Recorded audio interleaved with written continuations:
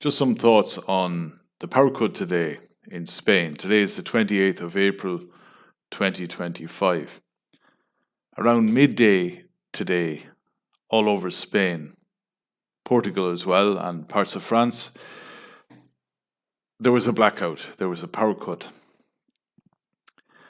And at the time, I was in my apartment, I was sweeping the hall.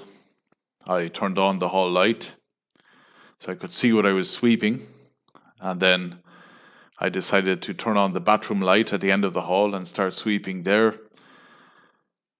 And I got it into my head that if I turned on more lights, maybe the power in the apartment would go out because I'd have too many lights on. I was just thinking this in my imagination. And about 20 seconds later, the lights went out. And I knew it wasn't the apartment because there was noise of machinery outside my bedroom window, and that noise stopped at the same time as the lights went out. Anyway, I wasn't able to cook lunch. I was able to eat something, and after that I went to work. And there was no power at work. We had to use torches, and it seemed like a total waste of time going to work. I noticed on my way to work that all the cafes were closed or closing. And I spoke to some workmates later on in the afternoon, in the evening.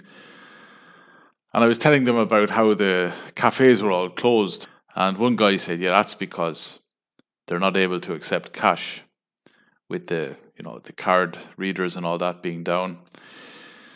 There's no point in being open. Even if they can make cups of coffee, even if they can serve some food, if the internet's down, if the card readers are down, then there's no point, he said.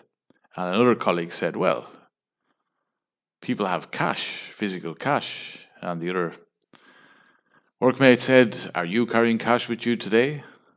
And the guy said, no. And he said, me neither. And he said, most people don't carry cash. So supermarkets were closed as well. The traffic lights weren't working. Within about 20 minutes of the power going out at midday, I could hear every few minutes police sirens, ambulance sirens, etc. I'm sure there were accidents from the traffic lights not working. And I'm almost sure, I was thinking this on my way to work, that there would also be people trapped in lifts calling the fire brigade. And there would also be people who would probably phone the fire brigade because they're incapable, due to their gluttony, of climbing several flights of stairs. So it wouldn't surprise me at all if you have all these, not even old people, young people in their 20s who just can't stop eating and who don't do any exercise, who would think, oh, I better phone the fire brigade so they can help me get to my apartment because I can't climb those stairs. Anyway, lessons to be learned. Carry cash with you when you're out and about. Don't depend on your phone. Don't depend on your debit card, your credit card. And that's about it. Cash is king. And a lot of people are saying now that countries like Spain and Portugal are in the third world because this is what happens in the third world. They haven't explained, the so-called leadership hasn't explained how this happened. Some have said some rare environmental event or whatever, but no one seems to know. And if they do know, they're not saying. So it is very, very strange how several European countries could lose power at the same time. Before I go, I heard that a number of stores here were looted within about 20 minutes of the power cut.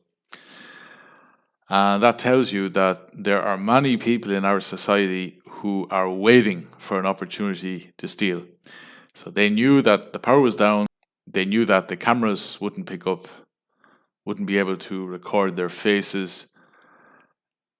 There were burglaries as well, because obviously alarms weren't going to work. And that's it.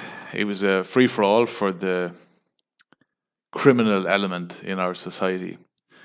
And another thing as well is, with cafes being closed and supermarkets being closed, and with you not being able to purchase things, maybe you wouldn't be able to purchase petrol at the petrol station because you didn't have cash. Well, the option of going to the bank to draw money out wasn't possible either, because the bank machines were down. So that is another lesson. Don't leave most of your money, if possible, don't leave it in the bank, because it won't always be accessible.